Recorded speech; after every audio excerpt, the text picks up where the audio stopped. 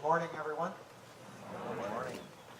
Our sincere gratitude to Matt and Camp Dudley, Story family, Dabo and Dave Langston, Dave Nelson, Dudley office staff, and maintenance crew, and the CDA for arranging the logistics of this memorial service, for printing the beautiful programs, and for allowing their traditional reunion chapel service to be a memorial for and a celebration of the life of our mother, Lois Schmidt.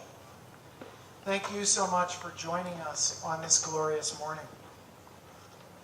I'd like to briefly introduce and thank our speakers for sharing their thoughts with us this morning. To begin, my sister Beth has done more with her life than any of her brothers could ever hope to. Currently an officer with the Las Vegas Metro Police Department, she was the prime force in getting Camp Kinnea's new chapel grounds, the Lois P. Schmidt Memorial Chapel, completed. Beth Schmidt.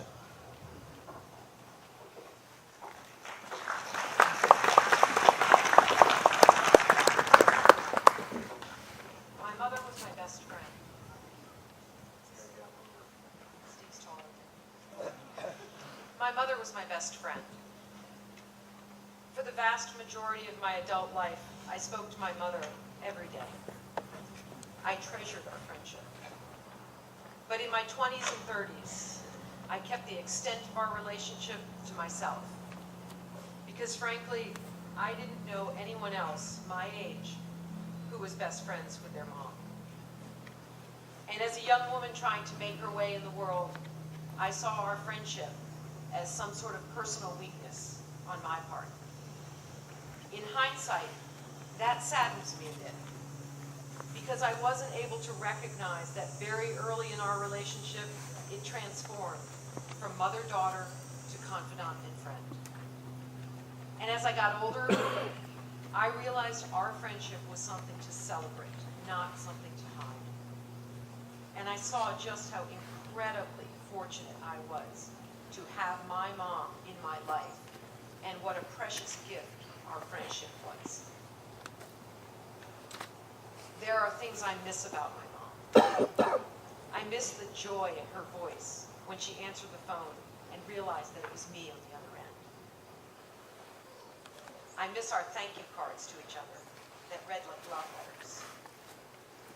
I miss how, when we hadn't seen each other for a while, we'd stay up late talking, standing, never sitting, either in her bedroom in Westport or in her bedroom in our home in Las Vegas.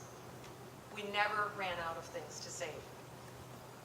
And there never seemed to be this sense of urgency that, you've been on a plane, you flew all day, it's 2 a.m., we should probably go to bed.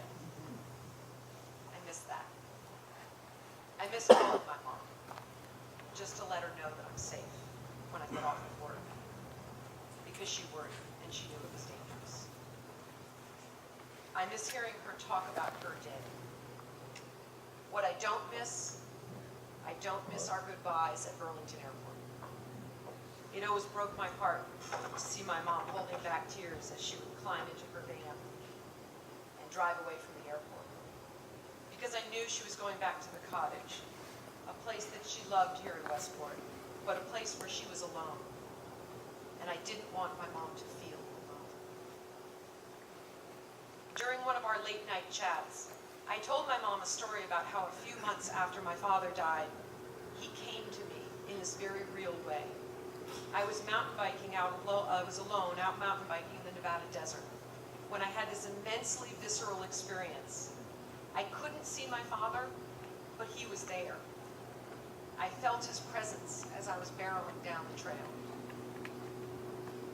And whether you believe these kind of encounters or not, it doesn't matter. Because if this has happened to you, you know exactly what I'm talking about. And the look on my mother's face when I told her this story said that she knew exactly what I was talking about. She told me about waking up one night, not too long after my dad's death. She said she woke bolt upright, and my father was standing at the end of the bed. They had a conversation. It was a magical moment for her, but it was also immensely painful. As you can imagine, she desperately did not want that moment to end. But of course it did, and he never came back. We talked about those 2 moments. She trying to make sense of it, and me, on the other hand, having this crystal clear sense of what happened. I knew what it was. He needed to check on us. He needed to know we're going to be okay without him. And it's funny, to this day, I cannot find that mountain bike trail that I was on. It's almost as if it vanished into the desert. But I still find myself riding on trails in that general vicinity, kind of hoping that he'll come back, although I know he won't. The 4.5 years that my mom lived without my dad were, without a doubt, the longest days and nights of her life. She so desperately missed my father. She masked it well, but every once in a while, she would talk about it. When my mom died, I waited for her to come back to me. I immersed myself in her clothing, her luggage, her belongings. I even went mountain biking. But my mother never came back.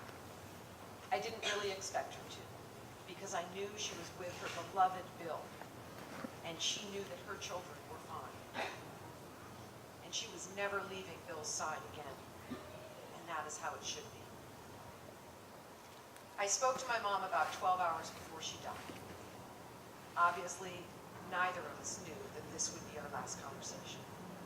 But after my father died, I treated every conversation with my mom like it would be our last. And I find great comfort in how she spent her final hours. When I called Don and Jeannie's home phone number in La Jolla, Jeannie answered, and all I heard was giggling and chatting as Jeannie passed the phone to Mom, and then it passed back. And I finally had to say, hey, I called you guys. I called you. I'm trying to talk to you. And Mom finally said, I had the most wonderful day.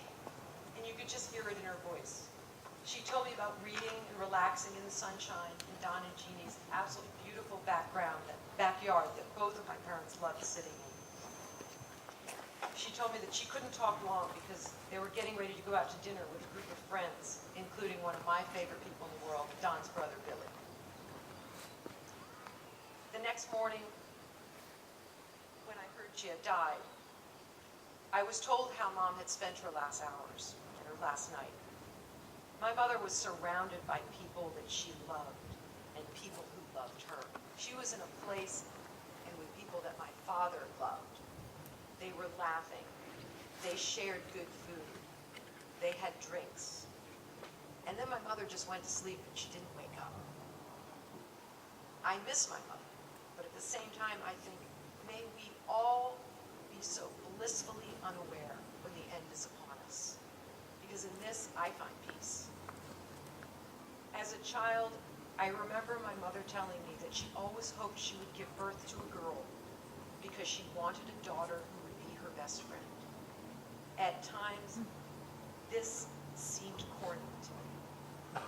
But as I got older, and certainly today, I realized just how blessed I was to have a mother who was my best friend, and I miss her.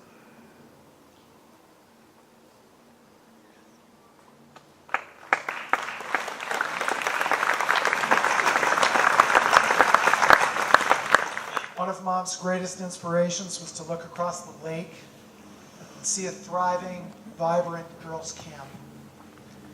Director of Camp Dudley at Kinney, our good friend, Marty McDonough.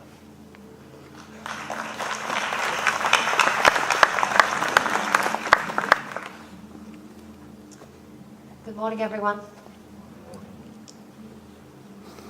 Some people come into our lives with a grand entrance, a wow impression, and a larger-than-life personality that lasts far beyond a spectacular first encounter.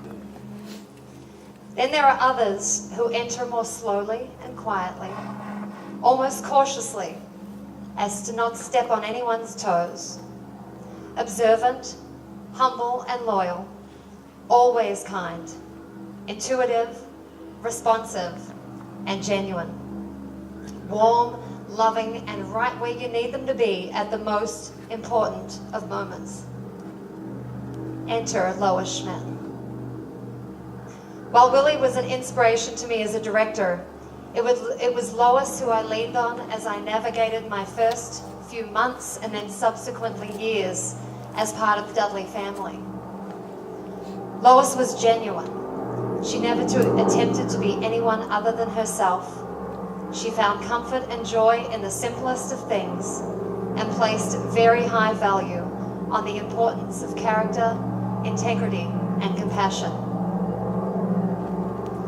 The most meaningful conversations I ever had with Lois were over the phone or off to the side of countless events.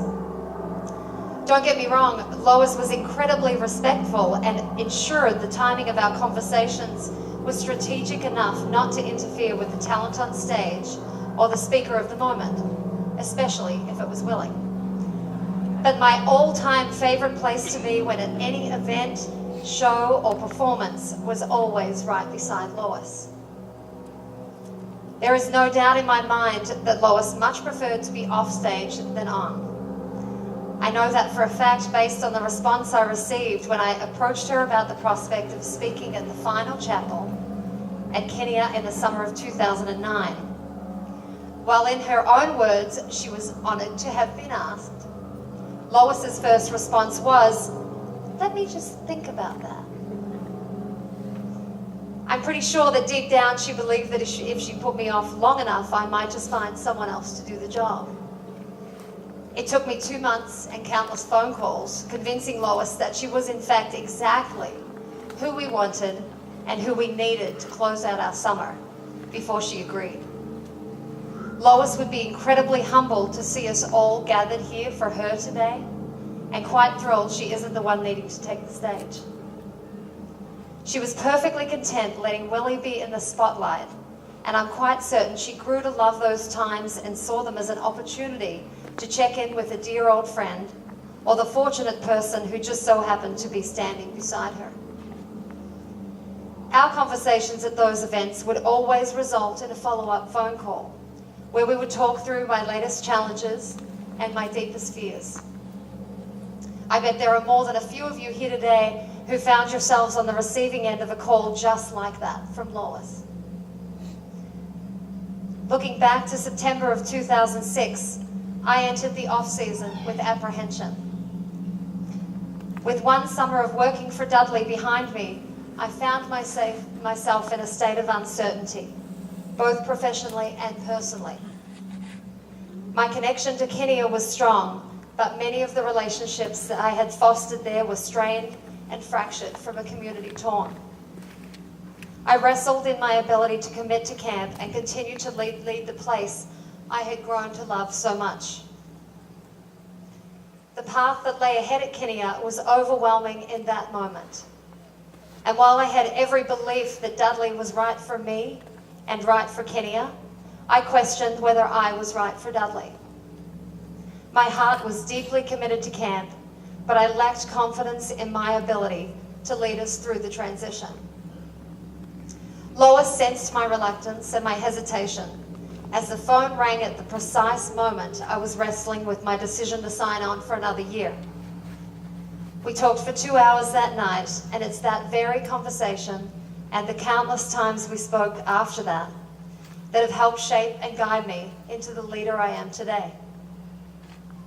Lois always navigated our conversations so thoughtfully. She was the most incredible listener and seemed to have a sixth sense, aware of the very moment I needed a sounding board or a reassuring voice, and knowing that while not necessarily seeking answers, it was my ability to just talk with her that provided the greatest level of support that I know.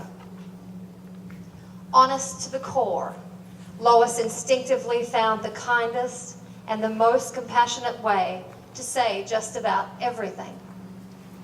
But she always told you exactly what you needed to hear, a gift I am still learning to master.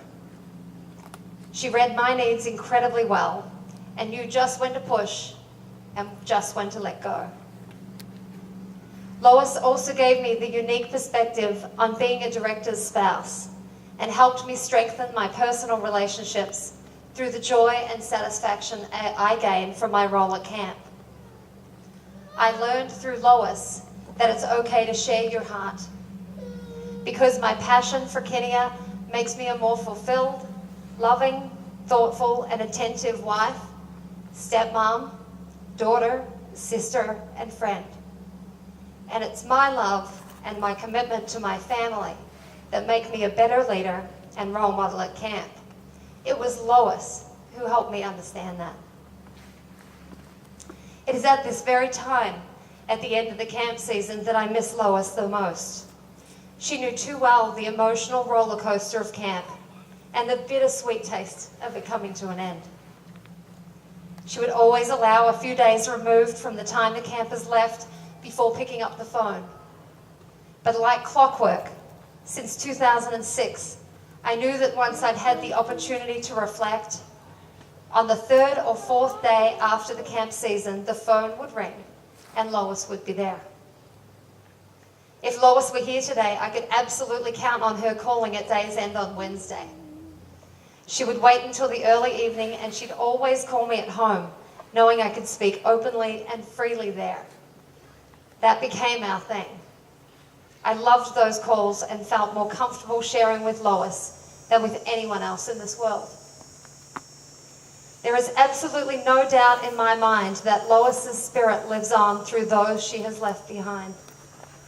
Her beautiful granddaughters, who are beloved members of our Kidia community, Hannah, Telka, Zoe, Bea, Chelsea, and Chimay, each unique and gifted in their own way, have characteristics that reflect Lois.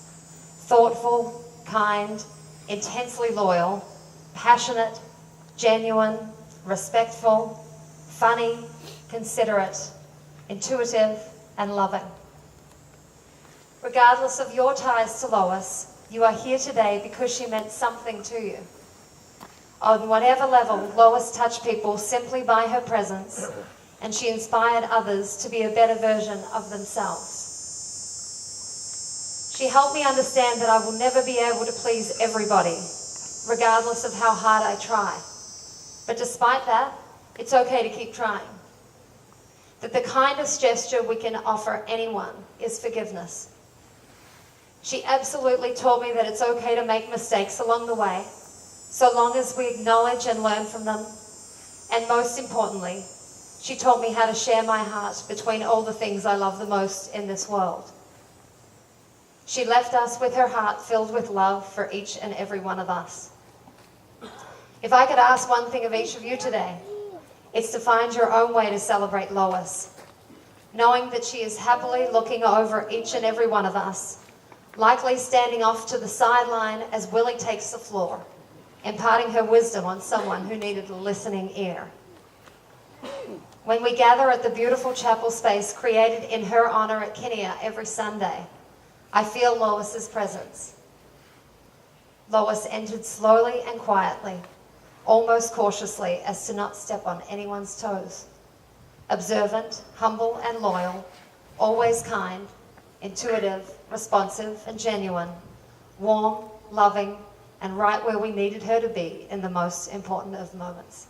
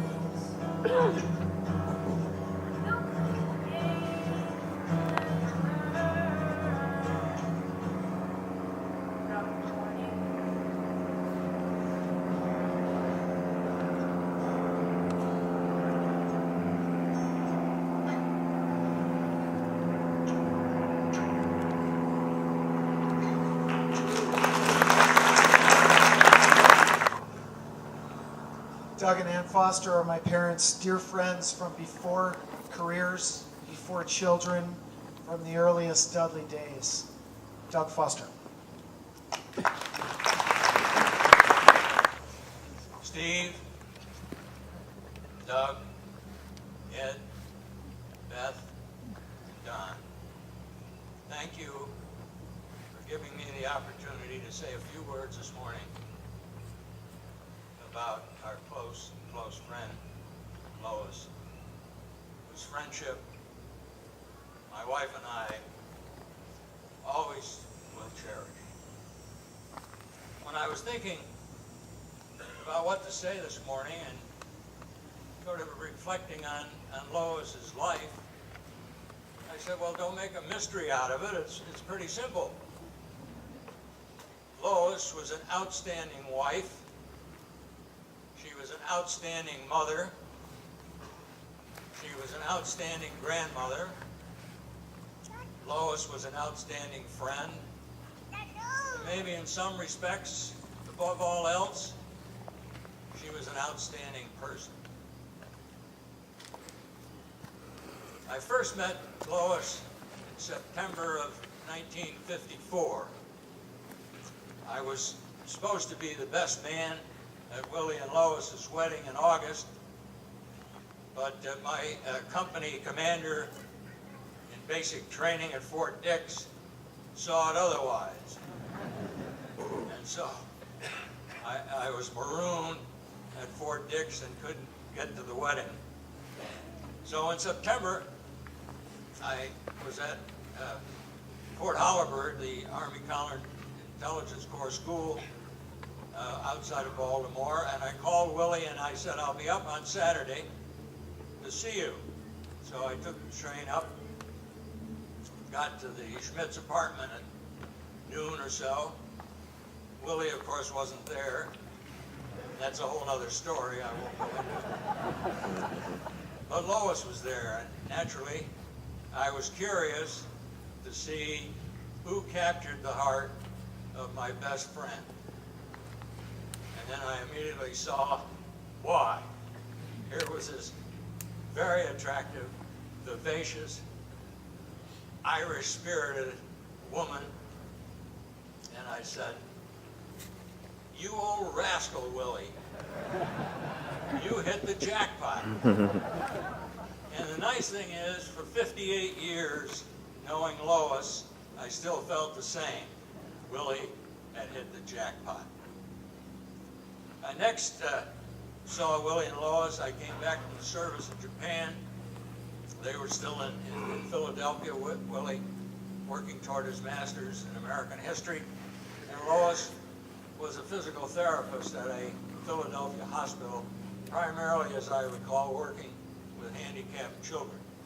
When I said she was an outstanding wife, etc., I should also add she was an outstanding physical therapist because she had such a love and compassion for those with whom she was working.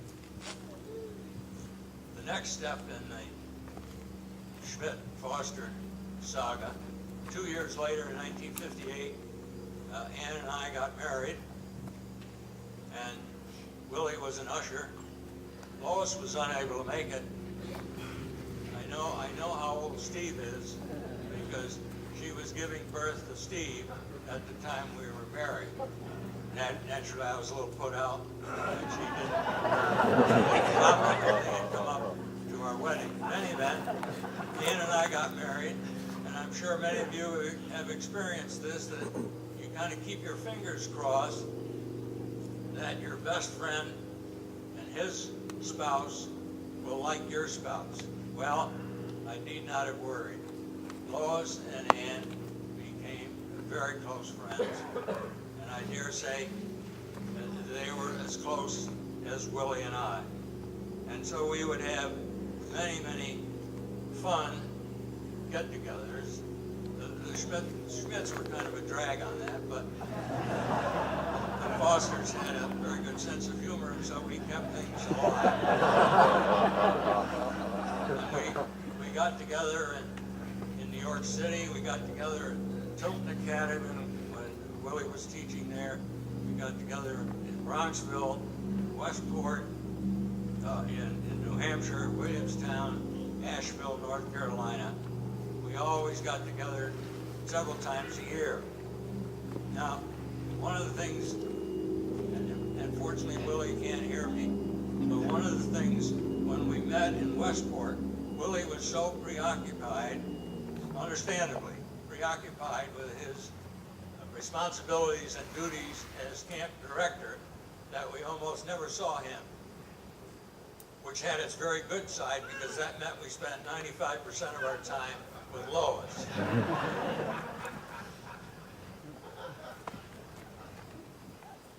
Now there are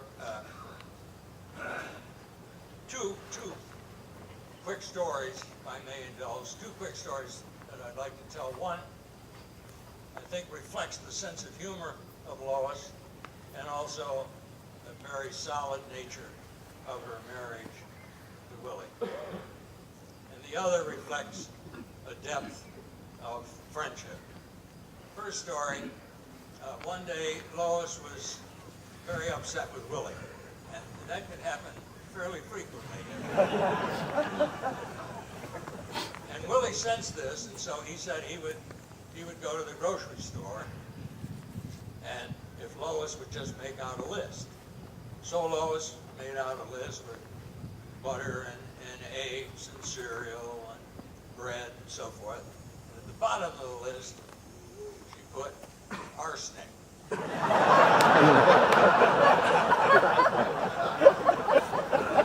Now Willie took the list, didn't really look at it, went to the store, got the eggs and the butter and the bread and so forth, and then he, arsenic.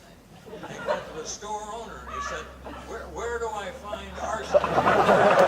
The store owner apparently broke into something of a smile and looked incredulous, and it finally dawned on Willie why Lois had put arsenic in.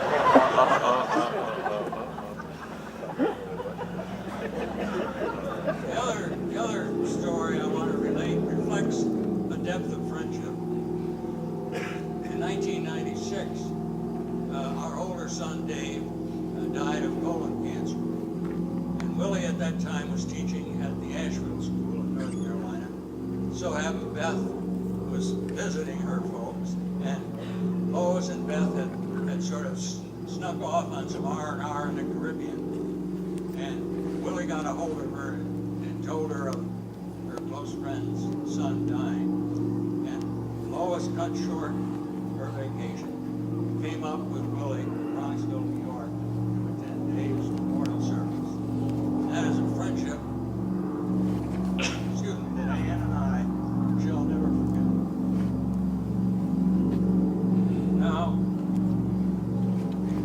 as we know, in 2008, 5 years ago this month, Willie left us. But we continued to visit Lois. Every July we would come up, spend several days with her, and she, in November on her trip from Westport to Brooklyn, would stop in Williamstown and spend a couple of days with us. Now I would go to bed at 10 or 10:30, but Ann and Lois would stay up to midnight, 12:30, 1 o'clock, talking about many things. Probably most prevalent, they would rearrange their children's lives, and start to rearrange their grandchildren's lives. They talked frequently as to how they could bring the Catholic Church into the 21st century. They talked about the foibles and idiosyncrasies of their husbands. Most of the time they spent, of course, on Willie's. And they talked about the positive impact of Camp Dudley on their lives. Finally, Ann and I remarked on the inner fiber and strength of Lois. When Willie passed away, was Lois devastated? Darn right she was. They had a superb marriage. She loved Willie very much. Willie loved her very much. But did she slink off into her corner? Or did she wallow in self-pity? No. She had that inner strength that kept her going. And she was very active, went out to California, spent several times out there, thanks to the Stevensons. She's visited Don in Illinois, Beth in Las Vegas, Doug in California, her sister in Florida. She even went to New Zealand for the wedding of Beth's husband's brother, and she kept very active. As Marnie has indicated, she took an active role in the development of Kenya. So, as Ann and I say goodbye to Lois, thanks for your friendship. We will always cherish it.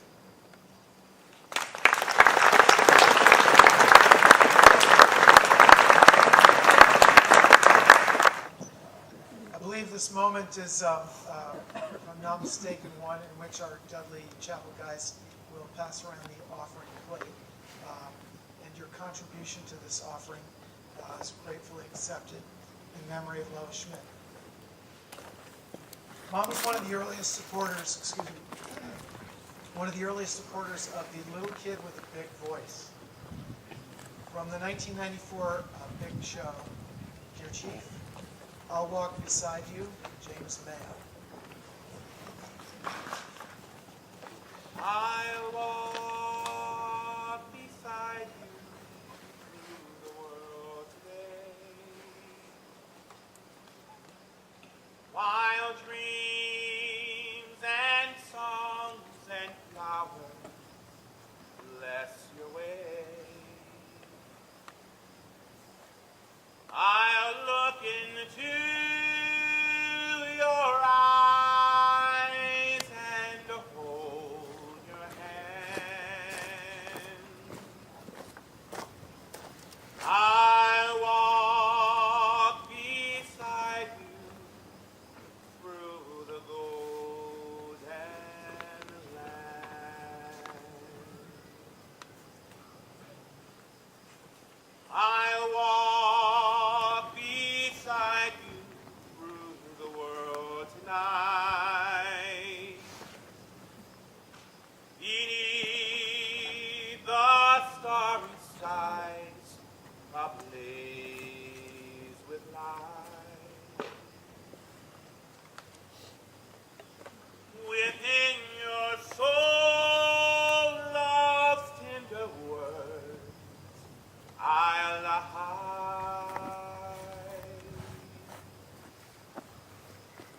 I'll walk beside you through the eventide.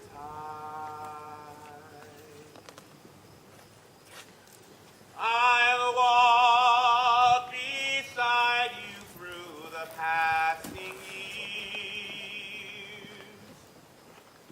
through days of cloud and sunshine, joys and tears.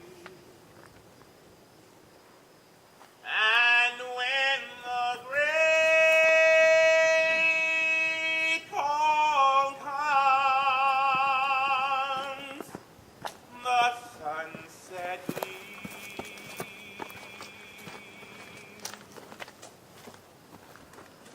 I'll walk beside you to the land of dreams.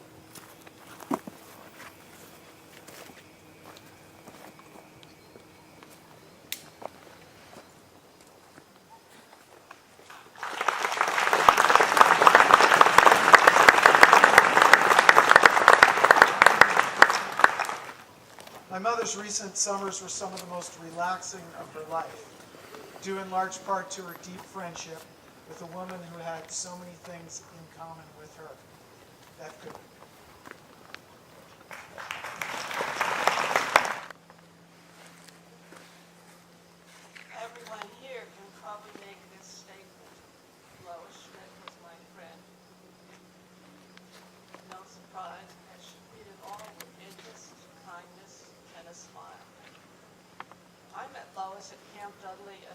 first 10 years we shared summers there. It was the beginning of a 40-year friendship. At the start, we noticed the similarities. Each of us had sons named Don, Doug, and Steve. I had a sister named Lois. And our birthdays, same year, same month, just 2 days apart. But we also shared much more. The easy give and take in conversation filled with her humor and laughs, her compassion for others. We had so much to talk about. To others, it no doubt seemed endless. Just ask Dave, Davo, and Shelley. Lois and I rode with them to Massachusetts and back in one day. They didn't get a word in edgewise. After retirement, the Essex-Charlotte ferry became our connection. The phone call with that wonderful lilt in her voice. Hi, Bev, leave your car there and I'll pick you up here. That worked in both directions. Sometimes it was short, but time enough for a walk, or long enough for lunch and Talbots. Our last summer at camp, she introduced me to running. Our plan was to run the E-Town Westport race, but a hip injury prevented her from running the race. So I did. About a mile from the finish line, when my only concern was just finish. I saw her coming down the road in her van, then coming back, slowing down just enough to yell encouragement. There are 5 people behind you. And one is a man. And then she said, beat him. Keep going. From then on, she followed my running events with enthusiasm. Running changed my life in ways I never could have imagined. Thanks, Lois, for what you brought to my life. How does one capture the spirit of Lois? I contacted our friend Ruth Smullian and asked how she would define her. After all, she'd written for a newspaper for years. I thought she'd be great. After a long hesitation, she said, all-encompassing, independent, charming, humorous, kind, and grace. Then repeating grace with emphasis. From the Pippingers, understanding, kind, and she really listened. My 3 sons, Don, gave the introduction with which I started this talk. She was everyone's friend. Steve, genuine, a calm in the center of her family and camp. Doug, there is a poem by Naomi Shihab Nye that always makes me think of Lois. The title is Famous. Here is the poem. The river is famous to the fish. The loud voice is famous to silence, which knew it would inherit the earth before anybody said so. The cat sleeping on the fence is famous to the birds watching him from the birdhouse. The tear is famous, briefly to the cheek. The idea you carry close to your bosom is famous to your bosom. The boot is famous to the earth, more famous than the dress shoe, which is famous only to floors. The bent photograph is famous to the one who carries it and not at all famous to the one who is pictured. I want to be famous to shuffling men who smile while crossing streets, sticky children in grocery lines who famous as the one who smiled back. I want to be famous in the way a pulley is famous, or a buttonhole, not just because it did anything spectacular, but because it never forgot what it could do. I think of Lois in the early fall of 2011. We we toured artist studios in Westport and Essex. It was a beautiful October day, and she would soon be leaving for Brooklyn. When I left, we walked out to the end of the ferry dock and waited for all the cars to get on, then said goodbye. After I got on the boat, I turned and saw her. She stood there, smiling and waving, the golden glow from the sunset surrounding her. I thought, how beautiful. Hold on to this moment. When Beth called, I remembered that moment. Now, with deep sadness and a sense of gratitude for the friendship we had shared. Her laughter filled my heart with joy, and her kindness filled my heart with comfort. Love you, Lois.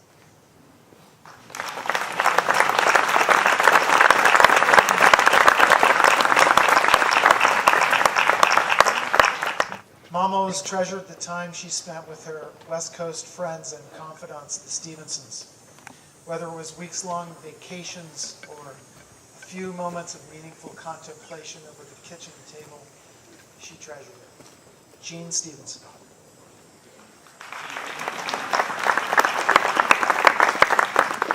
I'm so happy to see you all here today because I know one part of her friends, but it's nice to see so many.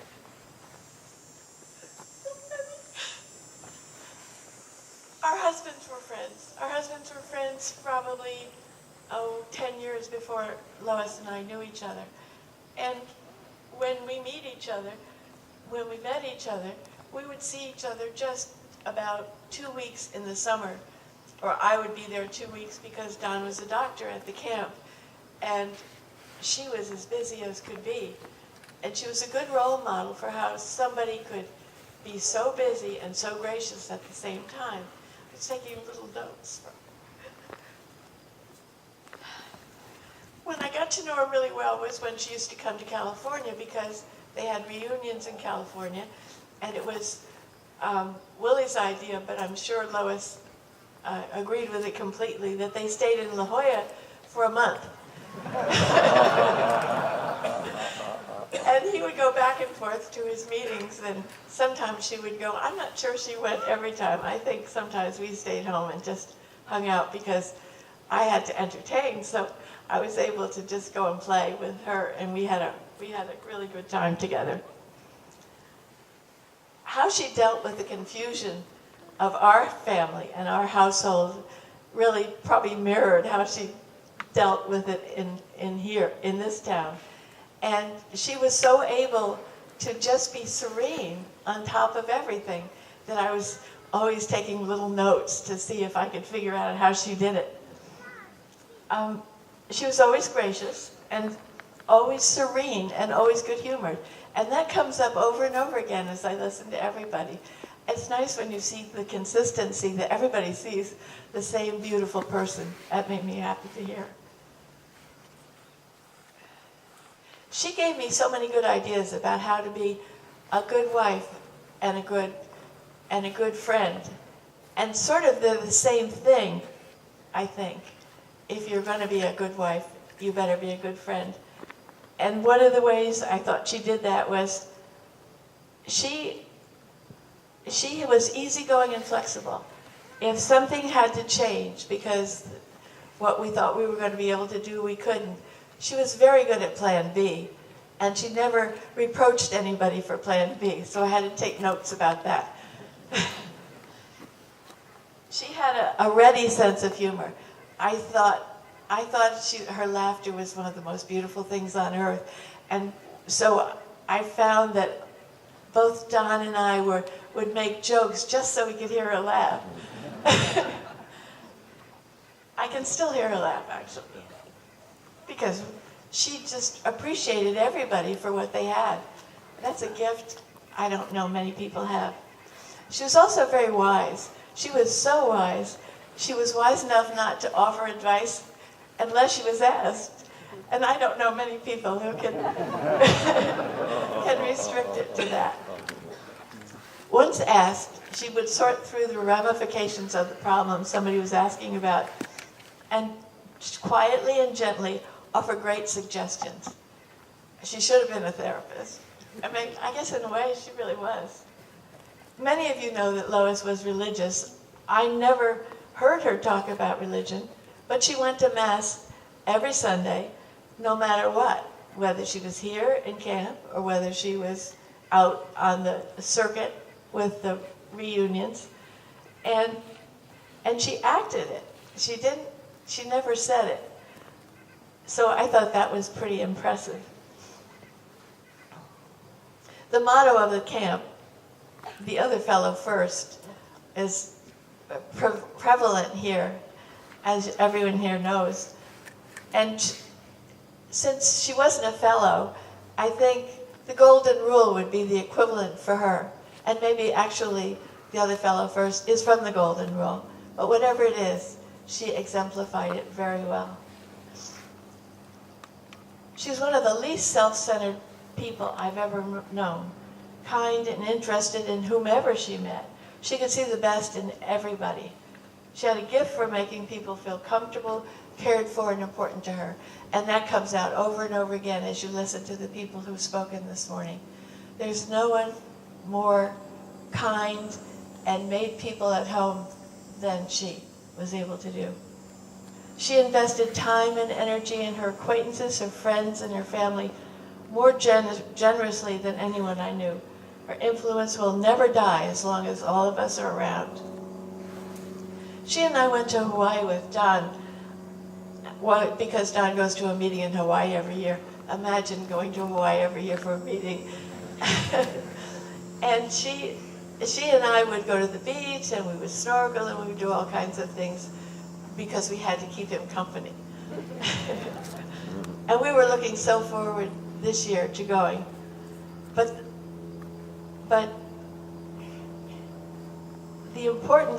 the morning she passed, which was the day before we were set to leave, I had a vision of bright sparks. And the bright sparks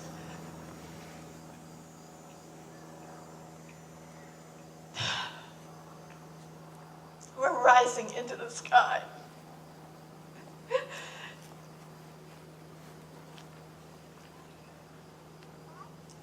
And I think they were escorting her. And I hope she saw them, because I know it would have pleased her. Thank you for letting me talk about my friend.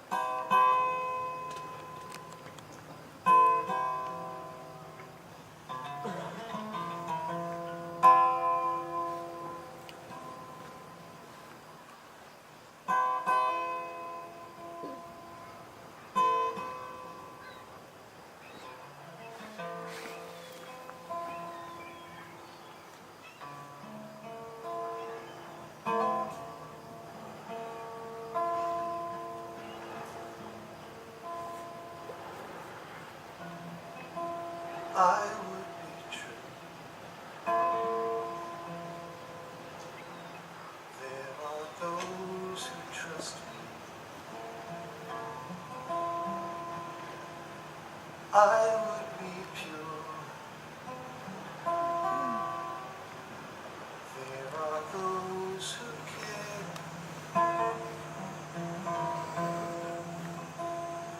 I would be strong. is much to suffer. I would be brave, for there is much to dare. I would be brave, for there is much to dare.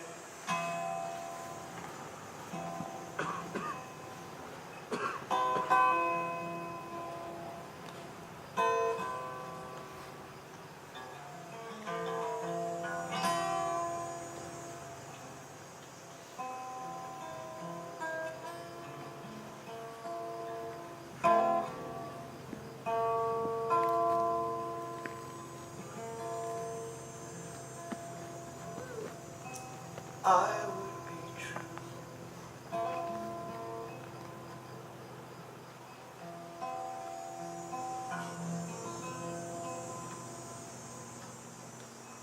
And I would be free. All the fold friendless.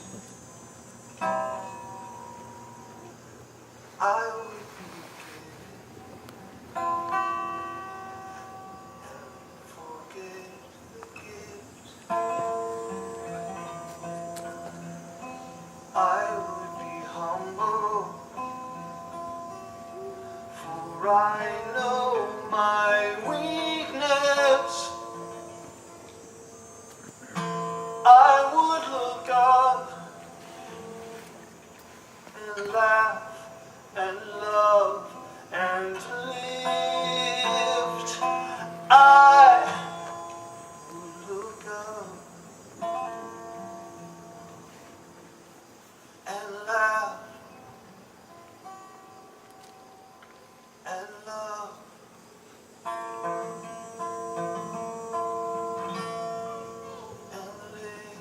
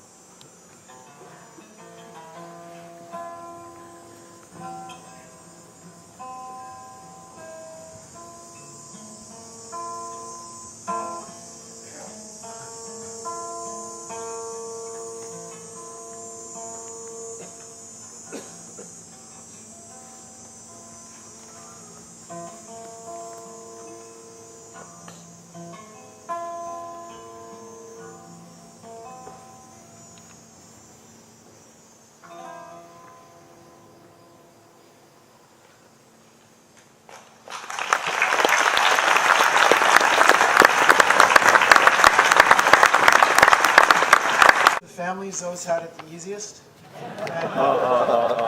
So we decided to put him last and make it the hardest.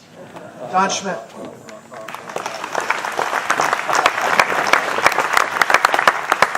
Thanks, Steve. What a magical moment. Not about his comments, but about Scotty Slack. Beth just pointed this out to me that Pam Nelson wrote, and this is wonderful what the camp did. Pam Nelson wrote, I first met Mrs. William J. Schmidt in '91 when Ben and I crashed her family Thanksgiving dinner. I love it. You know, I think where my father was kind of had mastered the ability to speak to the group, my mother mastered the ability to interact with people on a one-on-one level. I mean, I'm not saying that Willie couldn't do that, although Lois was just better. She really was. And I mean, to the point where, you know, Willie could, you know, he'd have his coaching moments with me, tell me the meaning of life, while watching 3 football games on 3 separate TVs in the living room. Right? New York Times on the thing, glasses up over there, and then yelling, Lois, where the hell did you put my glasses? That was his one-on-one moments. But what she did is, you know, I think my father was all about making people feel good about themselves. And he was very good at that. What my mother had the ability to do was to make them special and to make them feel like they were the only person in the room. And it's a great quality. And I actually think that, and it's interesting, I was jotting down all these notes of all the speakers, and many of the words that I'm going to say, they already said. But, yeah, whatever. But, I really feel that she actually got those traits from her parents, Jack and Fran Parsons. And they would come to us at the director's house, and they always kind of sat. We had Daddy Jack is his nickname, and DJ would sit in a specific chair. It was always his. And my grandmother next to him. And yes, Lois was religious, so was her mother, Fran. But Fran felt that the Pope and the Kennedys were show-offs. So there was we'd go through this, but it was those one-on-one interactions with my grandparents. And they were very warm and accepting. And they were calm and caring. And also they were funny in a witty way, and also gracious and humble. And those are some of the words that people have already said earlier. I do believe those traits are also in her sister. If you've not met Kay, a former public school principal who's here today with her husband, Dave.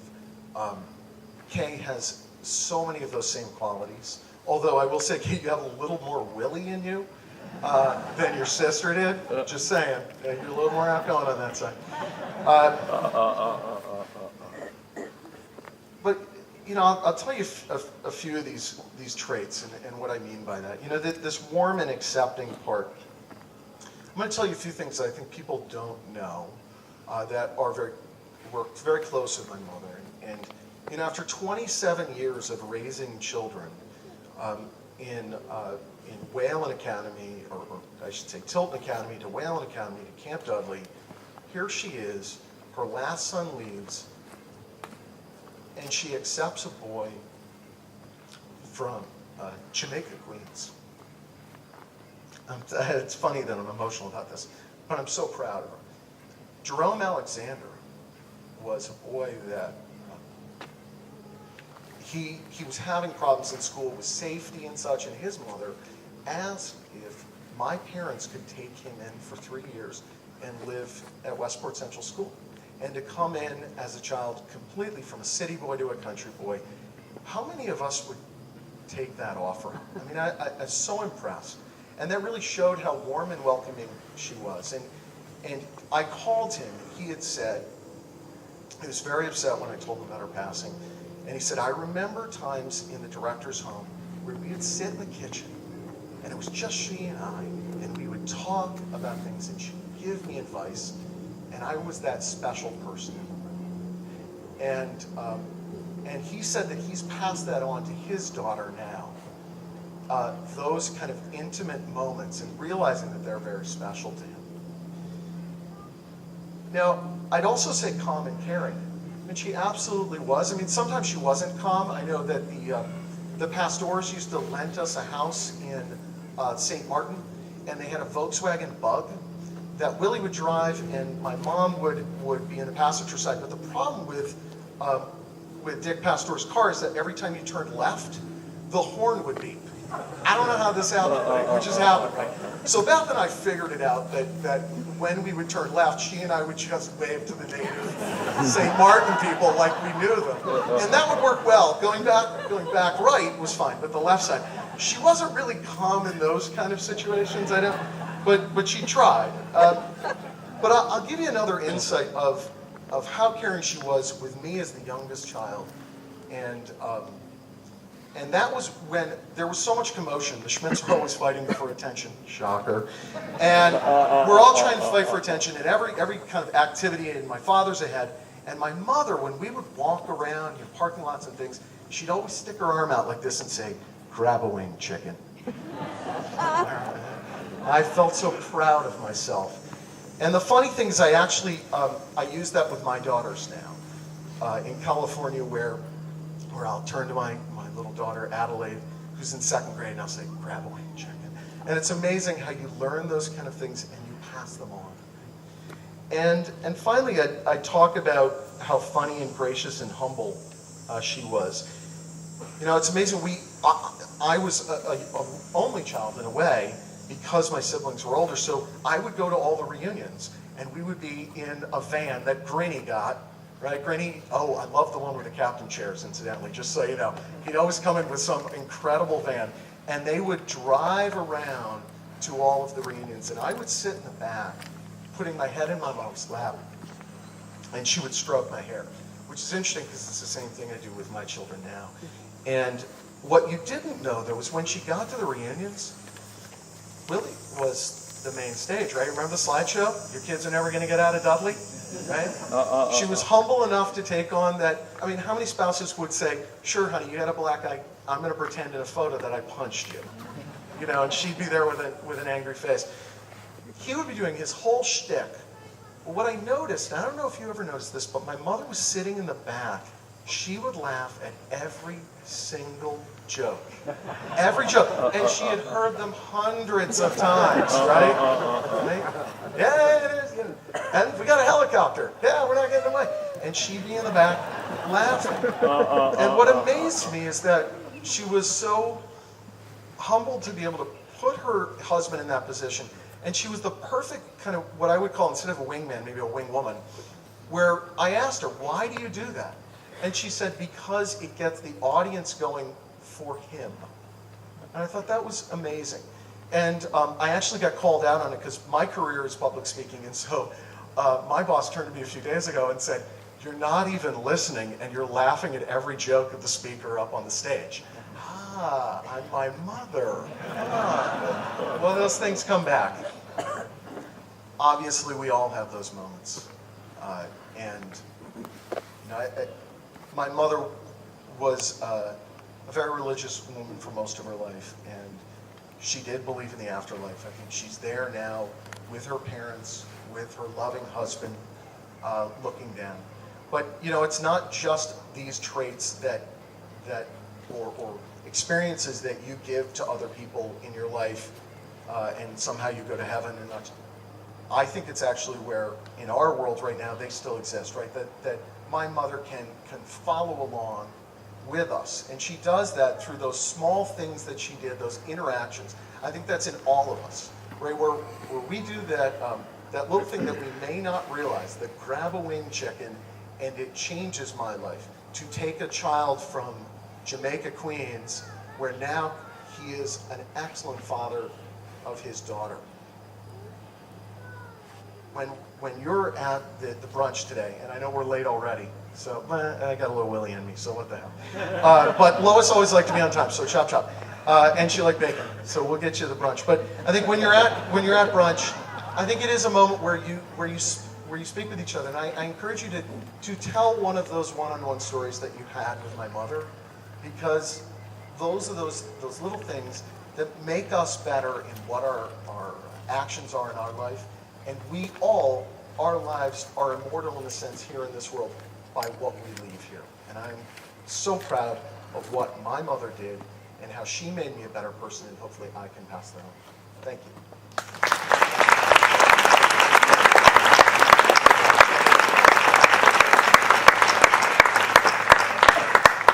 Girls all called her Grandma Lois, whether she was actually their grandmother or not.